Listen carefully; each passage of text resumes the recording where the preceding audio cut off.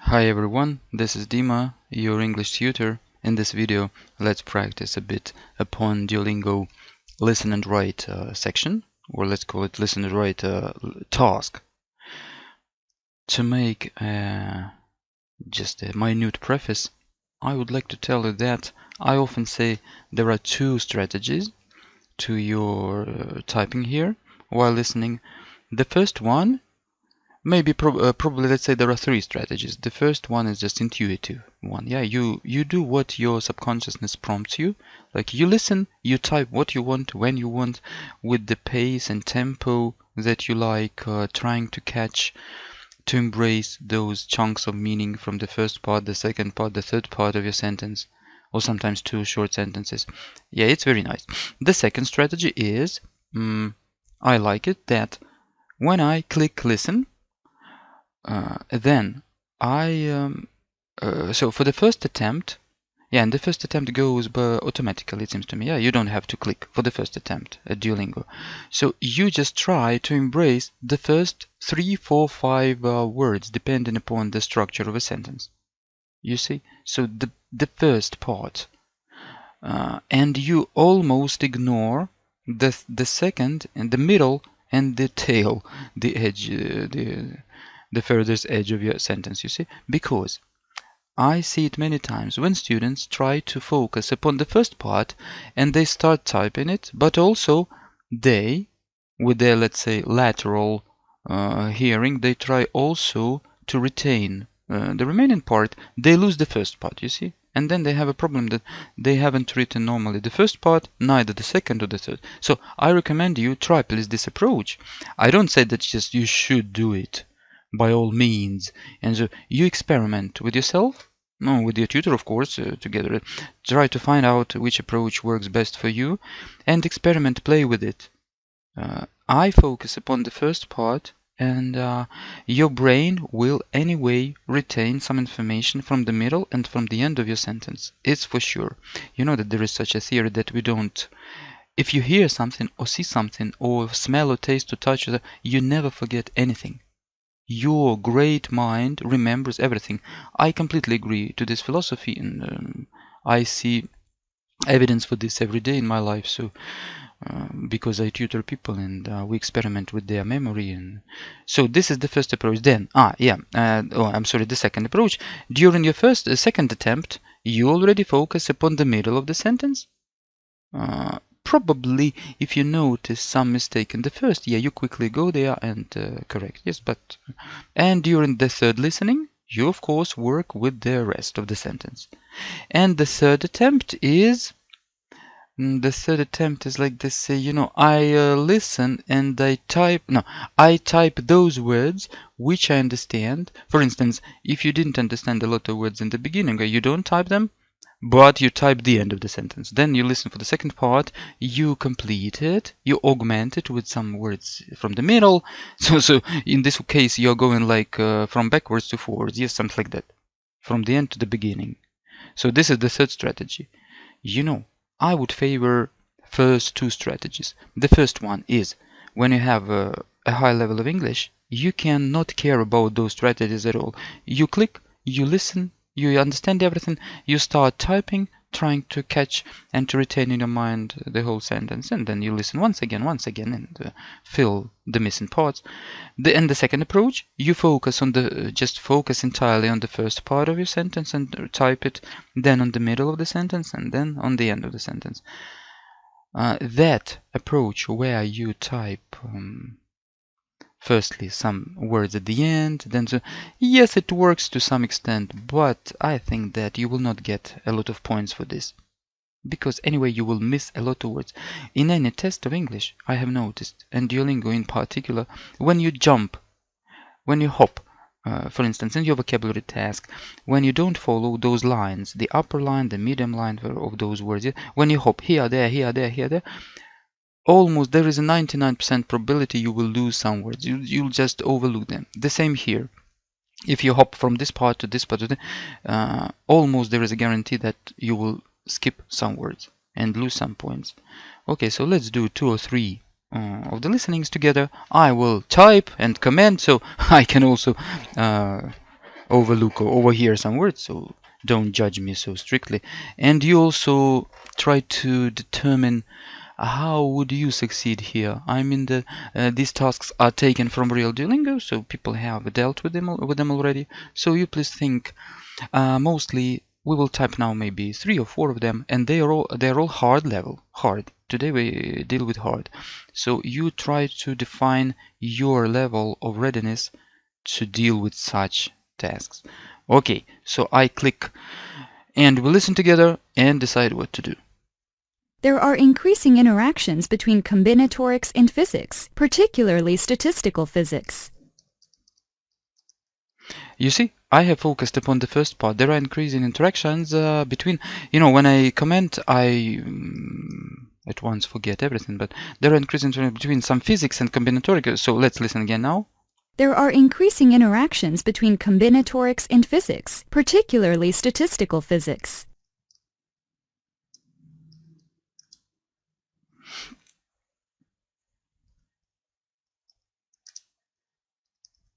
Particularly, it seems to me statistical physics, yes, but let's listen for the third time. You see, during my first iteration, I have written something like this. During the second iteration, I have written something like that, and now I will write the end of the sentence. Of course, I'm already out of time, but I don't care because we are discussing. There are increasing interactions between combinatorics and physics, particularly statistical physics. Statistical physics, you see? Okay. So this is a typical hard level. I wouldn't say that it's too hard. I think if you sway at something like 150 when I get a Duolingo, the system will give you harder sentences, not like this. However, like for 120, 30, this is a typical level, I think. There are increasing interactions between. Let's please click submit and check. Everything is fine, you see? There are no red spaces, so everything. Mind please periods, because a lot of guys, I don't know why they ignore periods, and your point will be decreased, not a lot, but also capitals at the beginning, also commas in the middle. Of course, don't care about them too much because you have something else to focus upon, yeah, but however, these commas also matter. Not greatly, but to some degree. Okay, let's do one more. Mind you, please think how you would do this. You see, not just that you are listening and watching me and having a relaxation. Yeah, but just try, please, to think how you would deal with it. Okay, again, hard. So let's listen for the first time. Moreover, caterpillars can and often do serious damage to the host's foliage. Caterpillars can and often do, it seems to me, serious damage, but you see, I have written the first part during my first iteration. Moreover, caterpillars can and often do. Okay, we'll listen again. Moreover, caterpillars can and often do serious damage to the host's foliage. Serious damage to the host's foliage. Okay, let's listen for the third time. Moreover, caterpillars can and often do serious damage to the host's foliage. Foliage. I spell always those interesting words in my Latin manner. Foliage, yeah? In this way you can memorize like a Latin guy. Foliage, foliage, foliage. Otherwise you need some other methods to memorize the spelling. And honestly, within my 23, 25 years of my tutoring experience, I haven't encountered any more efficient manner of memorizing the spelling than this Latin, childish Latin manner. We read a letter, so we spell it as we see it. Foliage, foliage. Foliage means leaves, yeah, on the trees, on the bushes, and so on. Moreover, caterpillars can and often do serious damage to the host foliage, something like that. I have done it through my 3 iterations, yeah. First part, middle, and the tail. Okay, the tag, yeah. Let's click submit. You see, yeah, but you see, I have made a mistake. Oh my God! To the host foliage, they mean that plural, yeah, and I have put here singular. But I think I could argue about this. Don't you think so? Because grammatically and semantically, both variants are possible here. If I think that when we mean some exact host, yeah, we are speaking about caterpillars, and we should have here article the. Of course, we could, in theory, we could have here article A, but when we mean, you see, there's a host also. I mean, why? In the plural, we could disregard this D. So we could say to host foliage, yeah?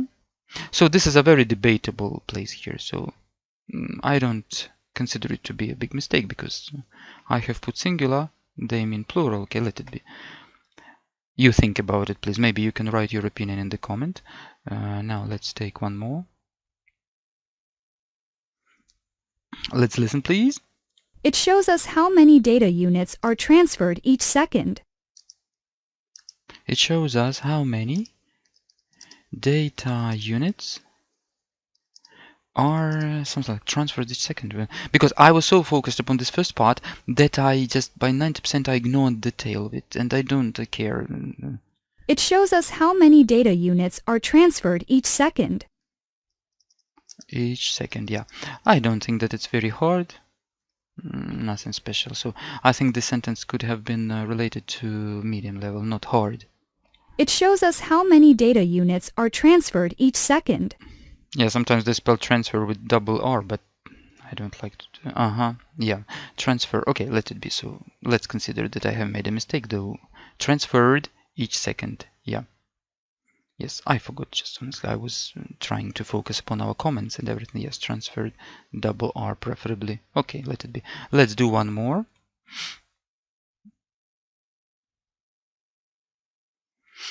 Okay, let's listen to this beauty. Most bacteria reproduce by asexual reproduction. Most bacteria reproduce. No, you know, here I have heard all by asexual reproduction. Honestly, I don't remember. Asexual should be hyphenated or not, like asexual. Should here be a hyphen or not?